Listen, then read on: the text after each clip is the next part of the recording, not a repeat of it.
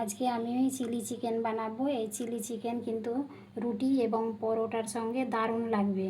তো এখানে আমি মাংসটা ধুয়ে নিয়েছি, আর এখানে পেঁয়াজ কেটে নিয়েছি। এই যে এইরকম করে পেঁয়াজগুলো পাপড়ির মতো করে কেটে নিয়েছি, আর ক্যাপসিকামও নিয়েছি। চিকেনটাকে মাখিয়ে নেব।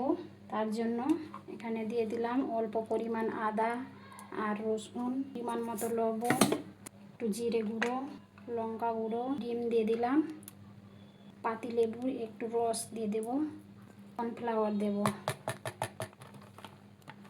চিকেনটা ফ্রাই করে নেব।